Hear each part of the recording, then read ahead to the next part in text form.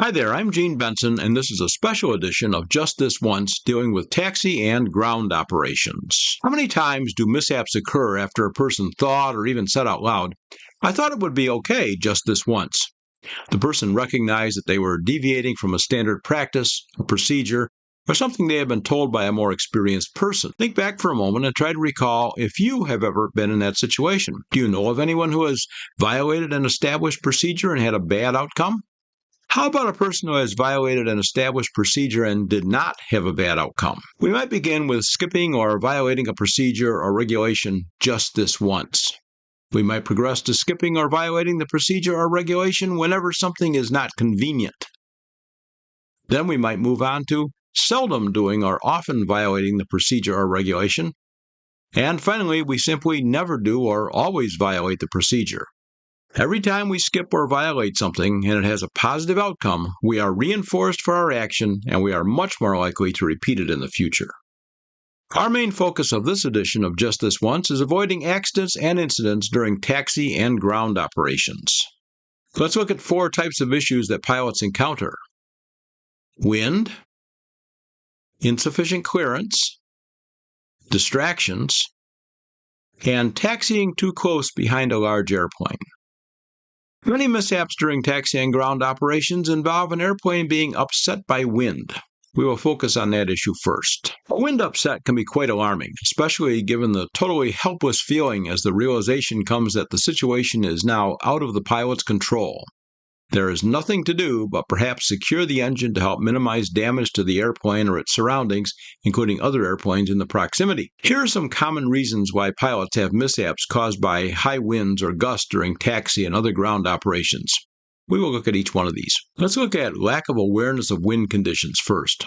We have several tools available to help with this. These include METARs, PIREPs, ATIS, ATC, visual observation, and more.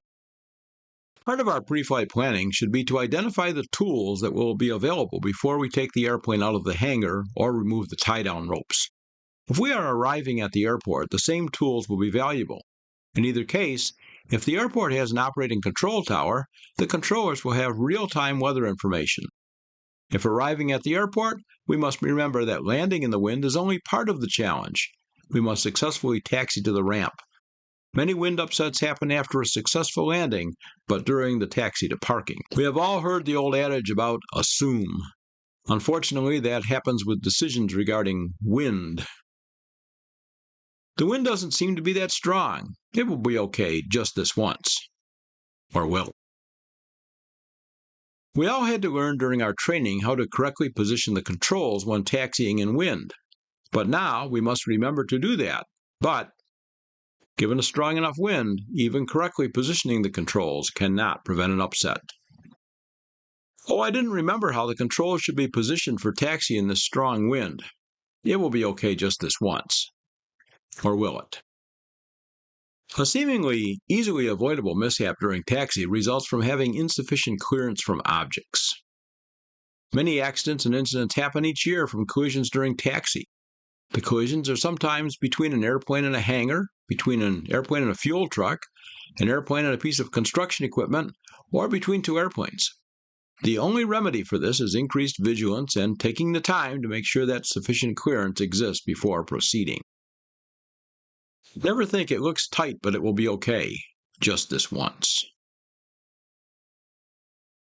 Many mishaps occur during taxi and ground operations while the pilot is distracted by something. It is a sad day when a flight is planned but then canceled at the last minute because the airplane was damaged before it left the ramp.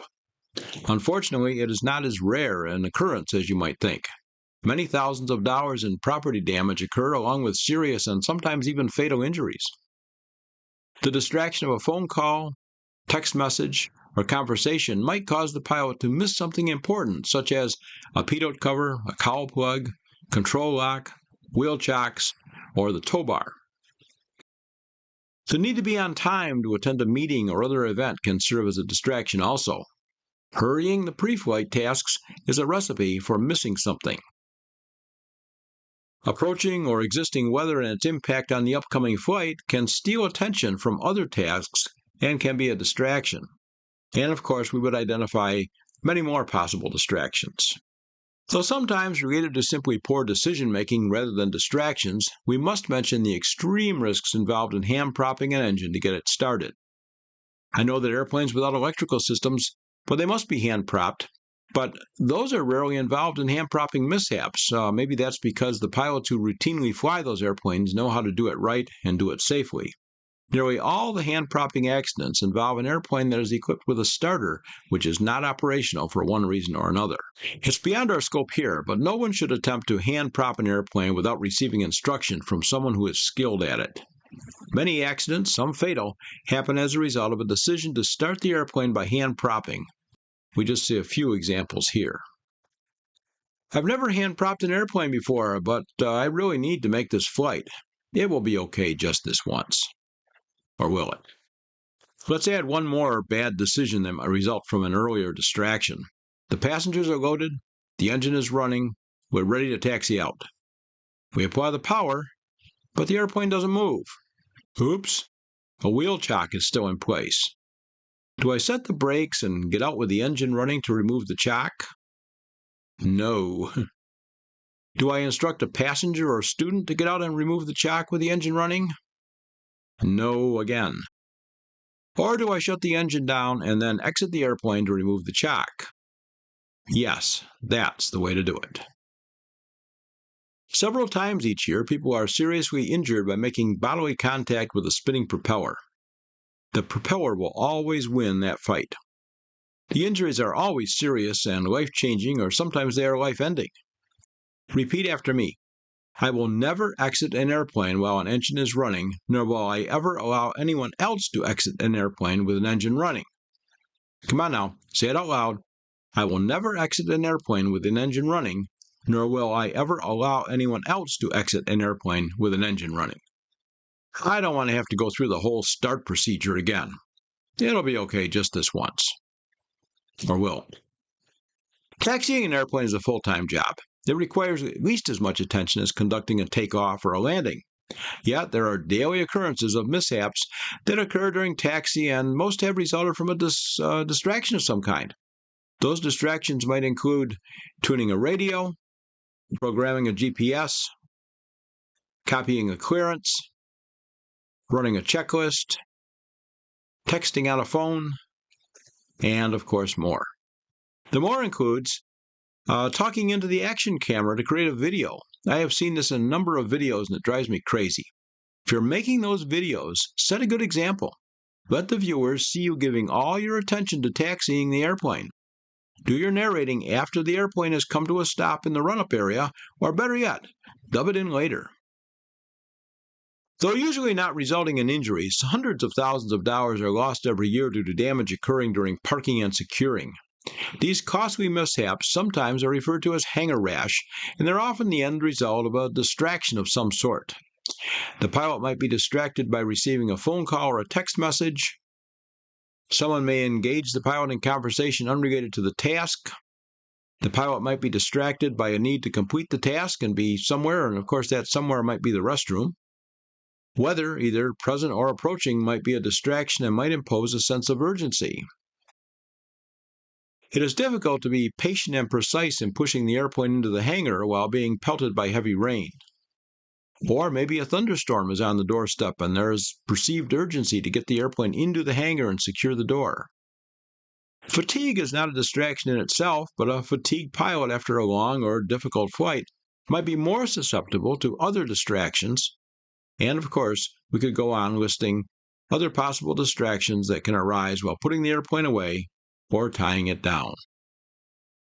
I know I had some distractions while I was getting the airplane ready for this flight. I hope I didn't miss anything. Well, it'll be okay just this once. Or will it? When I teach or write about error reduction, I encourage the practice of what I call focus function to avoid the negative influence of distractors. Here's how that works. We can identify a critical function that we are about to perform and promise ourselves that we will maintain our focus on that function until it is completed. We might need to break down our function into several sections and then apply focus function to one section, complete it, take a break to answer those texts or whatever else would have been a distractor, then return and apply focus function to the next section. For the best result, we should begin by eliminating distractors to the maximum extent possible. For example, we can turn off the music or silence the phone. To apply that specifically to general aviation, we all know the sterile cockpit procedures where we prohibit unnecessary conversation during critical phases of flight, such as taxi, takeoff, approach, and landing. So let's add sterile ramp to our repertoire.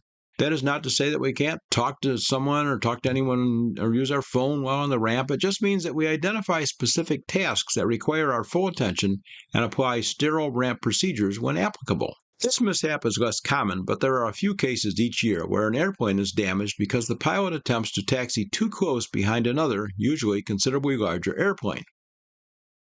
This one seems obvious, but apparently it is not. A few times each year, a relatively small general aviation airplane is blown over either by prop blast or jet blast. This one seems obvious, but apparently it is not. A few times each year, a relatively small general aviation airplane is blown over by either prop blast or jet blast. Even a large reciprocating engine airplane can cause a big problem. The prop blast from this Convair air cargo airplane caused an upset of a Cessna 172 in Florida in January 2023. The air cargo airplane was equipped with Pratt & Whitney R2800 engines. The Convair pilot stated that he was not doing a run-up, but was at flight idle while stopped waiting a clearance. We should note that flight idle for the large radial engines is the lowest power RPM that can be sustained without shutting down the engines, and that is typically 50% to 60% of the max RPM, so be careful when you see something like this on the ramp. The Cessna 172 was upset by the prop blast of the Convair. The right wing lifted, the left wing contacted the runway. The nose also tipped forward, which resulted in the propeller striking the ground. The Cessna 172 was blown approximately 100 feet along the ramp. The lesson to be learned here is that we should stay far behind any airplane that is very much bigger than the airplane we happen to be in at the time. Here are the takeaways that I hope you will consider. Accidents and incidents caused by failure to be aware of or properly manage wind conditions are common occurrences in general aviation operations. Failure to ensure clearance between objects during taxi results in expensive and potentially dangerous mishaps. Taxiing too close behind a large airplane can result in an upset. Distractions during taxi and other ground operations is a major cause of accidents and incidents. Consider applying focus function during critical phases. Never use just this once as an excuse for not taking steps to avoid taxi and ground operations accidents and incidents. I'm Gene Benson. Thanks for watching, and please visit our website, vectorsforsafety.com, and be sure to sign up and receive our free monthly newsletter of the same name. I want to thank Avemco Insurance for sponsoring the website and the newsletter, which allows us to keep it not only free, but free of advertising. And please always remember, fly like your life depends on it. Thanks for watching.